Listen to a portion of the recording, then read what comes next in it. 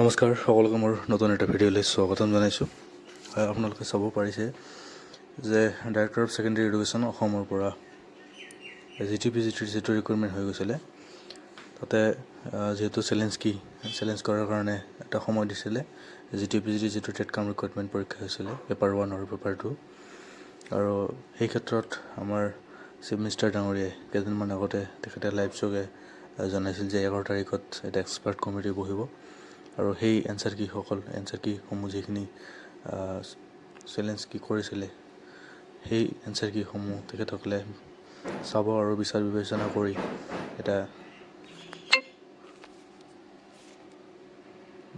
বস্তুখিনি চালি চাই তেখেতসকলে বস্তুখিনি ডিচিশ্যন ল'ব যে সেই এনচাৰ কিসমূহ ঠিক আছিল বা কি আছিল।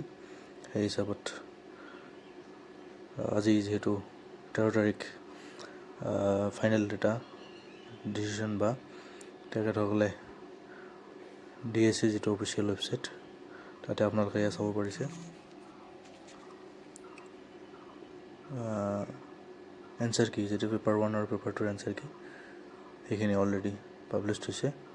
আপোনালোকে নিজৰ চিৰিজ হিচাপত আপোনালোকে লং বা আপোনালোকৰ যিটো চিৰিজ আছিল সেই হিচাপত আপোনালোকে নিজৰ ৱেবছাইট ছিটখন যদি ডাউনলোড কৰিছে 50 টকা দি, তেতিয়াহ'লে আপোনালোকে চাব পাৰিব যে আপোনালোকে ফাইনেল যিটো এনচাৰ কি দিছে তাতে আপোনালোকে কিমান মাৰ্ক পালে এইখিনিয়ে। আৰু হয়তো খুব সম্ভৱতঃ সকলোৱে যিহেতু অতি আগ্ৰহেৰে বাট চাই আছে জিটিপিজিটিৰ ৰিজাল্টলৈ, তো খুব সম্ভৱতঃ এই মাহৰ লাষ্টৰ ফালে জিটিপিজিটিৰ যিটো ৰিজাল্ট বা মেৰিট লিষ্ট যিটো পাব্লিছ কৰিব বা ভেৰিফিকেশ্যন লিষ্ট যিটো ক'ব পাৰি সেইখন যিহেতু 1:2 তেনেধৰণৰ পাব্লিছ কৰিব।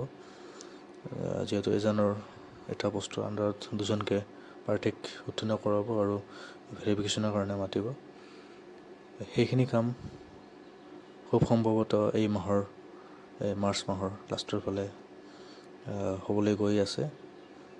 আৰু যদি ইন কেছ এই মাহত নিদিয়ে তেতিয়াহ'লে এপ্ৰিলত নহ'ব। এপ্ৰিলত যিহেতু পঞ্চায়ত ইলেকশ্যন আছে, তো মে' মাহৰ ইফালে গুচি যাব। তো খুব সম্ভৱতঃ এই মাহৰ লাষ্টৰ পিনে বা 20 তাৰিখ হোলীৰ পিছে দিয়াৰ সম্ভাৱনা আছে ৰিজাল্ট বা যিটো মেৰিট লিষ্ট বুলি ক'ব পাৰি, প্ৰভিশ্যনেল মেৰিট লিষ্ট বুলি 1:2। তো এইখিনিয়ে আছিলে আজিৰ ভিডিঅ'টো যে আপোনালোকে DSCৰ অফিচিয়েল ৱেবছাইটত গৈ যিটো ফাইনেল এটা এনচাৰ কি